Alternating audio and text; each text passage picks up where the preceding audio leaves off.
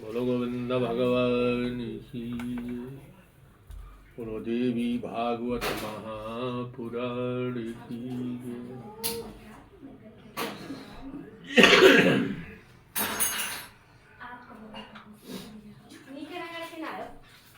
गजाननं भूतगणाधिसेवितं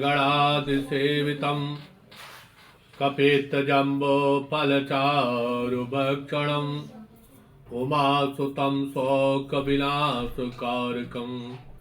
नमामि विघ्नेश्वरपादपङ्कजम्। वन्दहु गुरुपदपद्मपरागा सुरुचि सुवास सरस अनुरागा। अमी अमोरमय चूरन चारु समन सकल भवरुज परिवारु।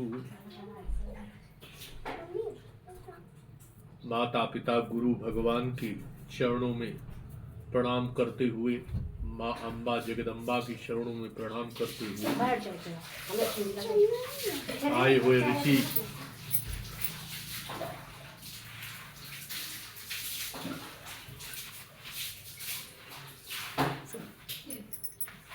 ऋषि गणों के को प्रणाम करते हुए, ऋषि मुनियों को प्रणाम करते हुए, आए हुए अतिथि भक्तजन विद्युत समाज को प्रणाम करते हुए, सभी देवी देवताओं को प्रणाम करते हुए, माता बहनों को प्रणाम करते हुए आइए 2 बार भगवान का नाम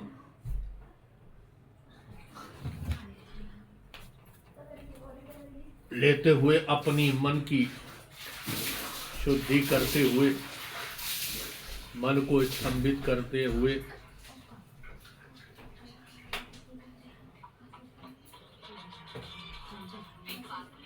बोलो गोविंद भगवान की।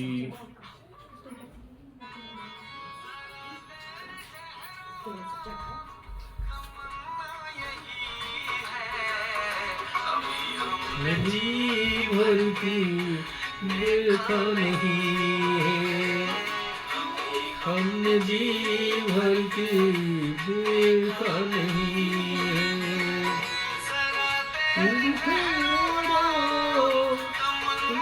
यही है कि हमने जी भर के देखा नहीं है। जी भर की देखा नहीं है, जी भर की देखा नहीं है।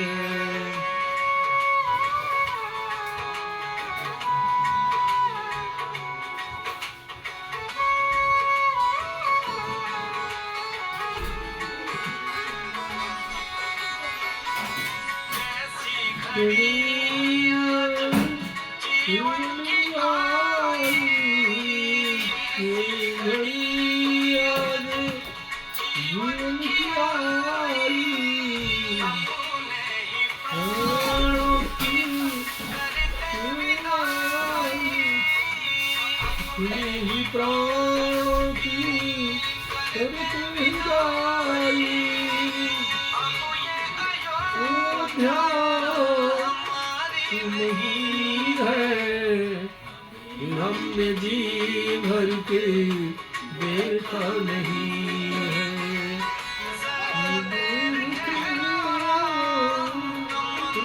यही है कि हमने जी भर के देखा नहीं है, हमने जी भर के देखा नहीं है, हमने जी भर के देखा नहीं है।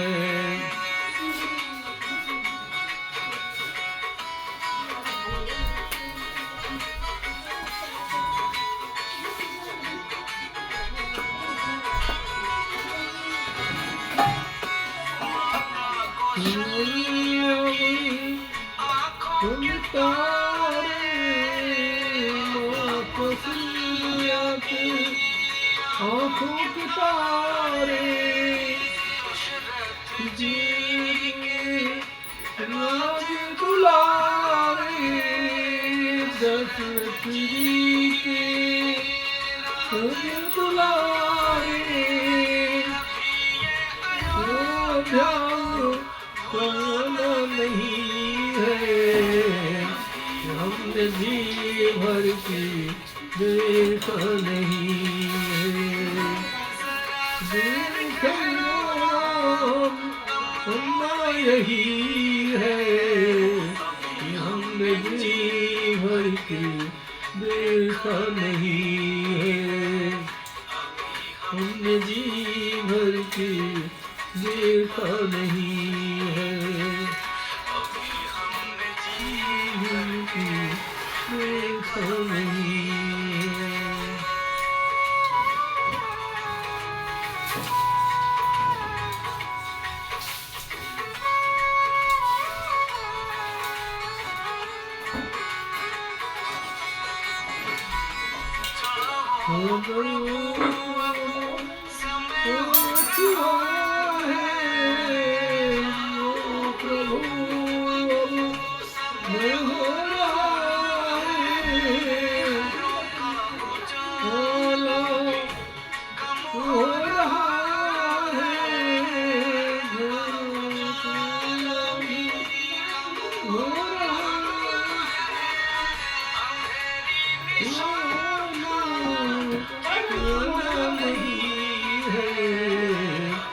हमने जी भर की देखा नहीं है,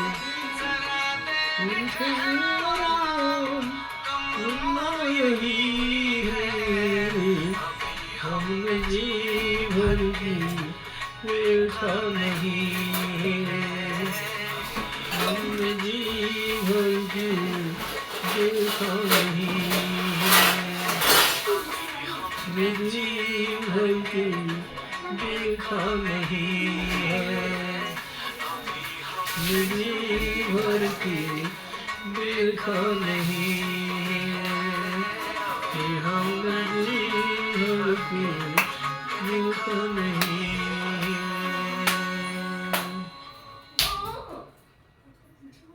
अब सिटी मॉल के साथ मनाइए ये त्योहार सीजन और भी खास। 1 किलो चीनी केवल 29 रुपए में।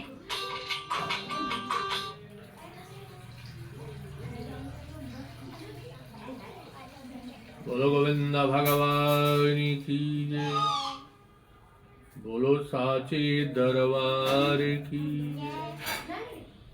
कल कल कलोद करती हुई नागनी श्री पावन गंगा के तट पर बालू के आसन पर विराजमान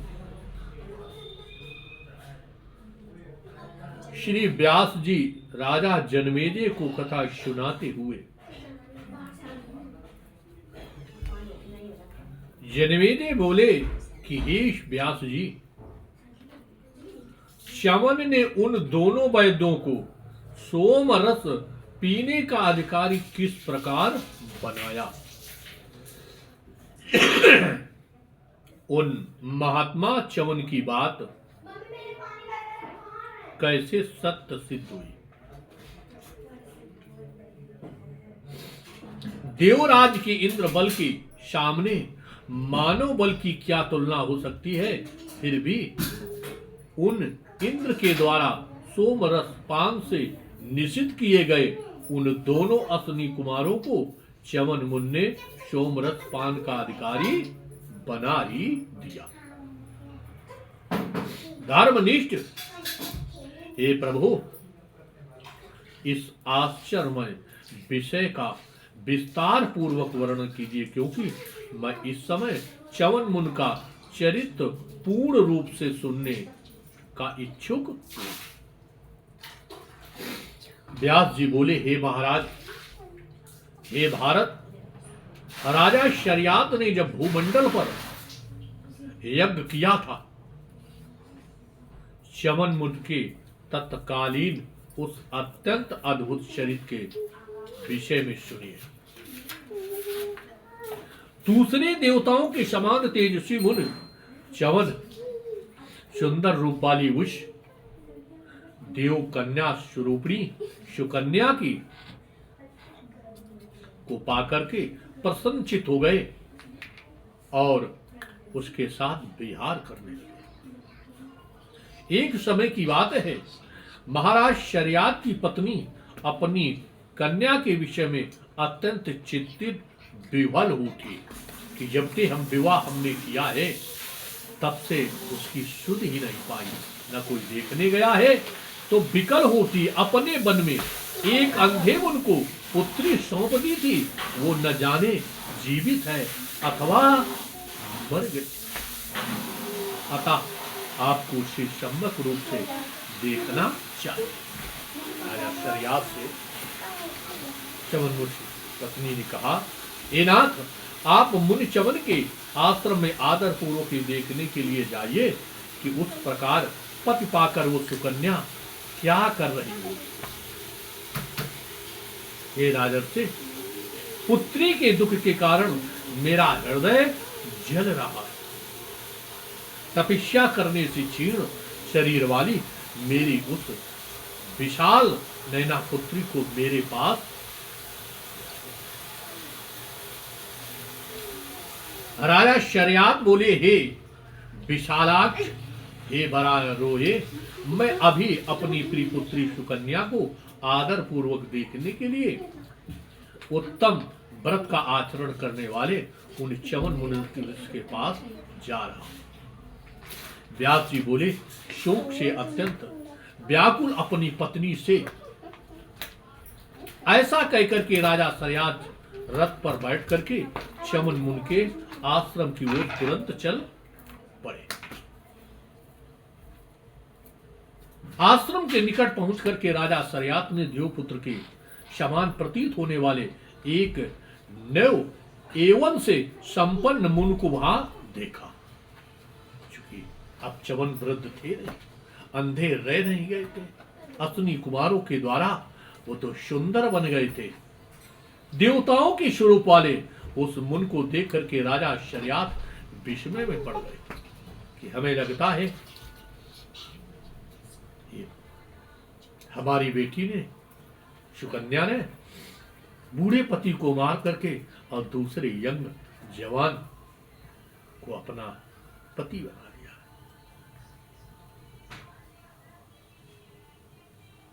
प्रतीत होता है कि इसमें काम पीड़ित होकर के उस वृद्ध शांत चित्त तथा अति निर्धन मुनि का वध कर दिया है एवं किसी अन्य को अपना पति बना लिया है। बड़ा दुष्य युवा अवस्था में तो ये विशेष रूप से और भी दुष्य हो जाता है। इस पुत्री ने तो मन वंश में बड़ा भारी कलंक लगा दिया है। जिस मनुष्य की पुत्री ऐसा नीच कर्म करने वाली हो, संसार में उसके जीवन को धिक्कार है, धिक्कार है। ऐसी पुत्री मनुष्यों के लिए सभी पापों से बढ़कर के दुख देने वाली होती है। मैंने भी तो स्वार्थ की सिद्ध के लिए ऐसा अनुचित कार्य कर दिया था, जो कि जानबूझकर नेत्रहीन और वृद्ध मुनि को अपनी पुत्री सौंप दी थी। पिता को चाहिए कि वो भली भांत सोच समझ कर के ही योग्य वर को अपनी कन्या प्रदान करे। मैंने जैसा कर्म किया था वैसा फल भी मिला। यद महाराज जी कहते हैं इस प्रकार व्यास जी बोले, हे राजन, तब अपनी पुत्री सुकन्या की बात सुना। मुनि को देखकर चिंता के कारण व्याकुल मुखमंडल वाले आप इस समय क्या सोच रहे हैं? हे पुरुष व्यास, इधर आइए और मेरे पति को प्रणाम कीजिए। इस सुकन्या ने कहा अपने पिता से, हे बनवंशी राजेंद्र, इस समय आप शोक तप कीजिए मत कीजिए। व्यास जी कहते हैं तब अपनी पुत्री सुकन्या की बात सुनकर के क्रोध से संपत्त राजा शरियात अपने सामने खड़ी उस कन्या से कहने लगे, हे पुत्री, परम तपस्वी वृद्ध तथा नेत्रहीन वे मुनि च्यवन कहाँ है और ये मदोमंत युवक कौन है? इस विषय में मुझे महान संदेह हो रहा है। दुराचार में लिप्त रहने वाली हे पापनी, हे कुलनाशनी, क्या तुमने च्यवन मुनि को मार डाला और कामा के वशीभूत होकर के इस पुरुष का नए पति से रूप में वर्ण कर लिया है।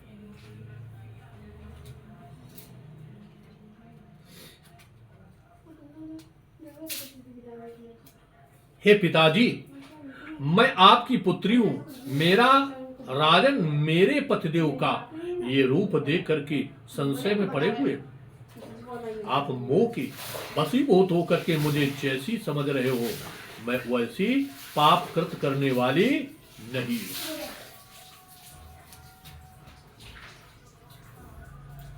तब पुत्री को की ये बात सुनकर के राजा शर्यात ने तुरंत मुनि के पास पहुंच करके उन्हें प्रणाम किया। वे उनसे आदर पूर्वक पूछने लगे। राजा बोले, हे भार्गव, आप अपना सारा वृत्तांत समुचित रूप से मुझे शीघ्र बताइए।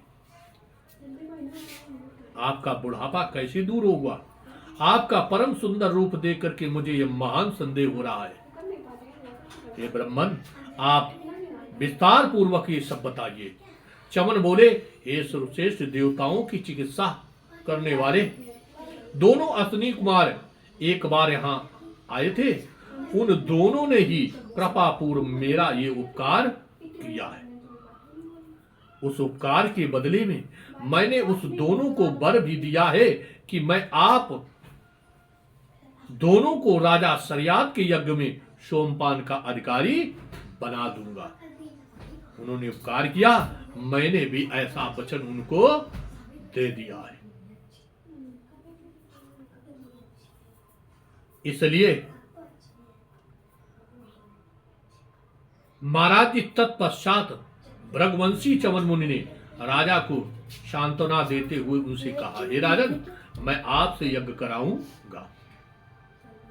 तत्पश्चात चमन मुनि का सम्मान करके परम संतुष्ट होकर के राजा शर्यात अपनी पत्नी के साथ मुनि से संबंधित चर्चा करते हुए अपने नगर को चले गए। तत्पश्चात चमन मुनि दोनों अश्विनी कुमारों को सोमरस ग्रहण कराने लगे। यज्ञ किया।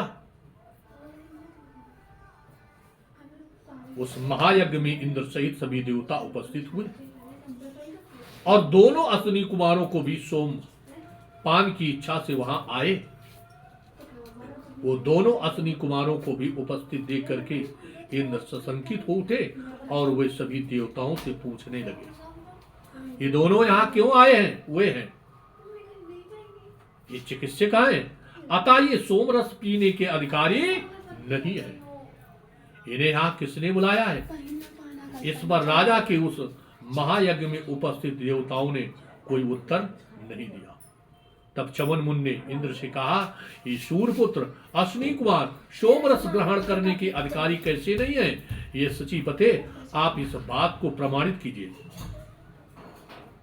वर्ण संकर नहीं है, अपितु सूर्य की धर्म पत्नी से उत्पन्न हुए।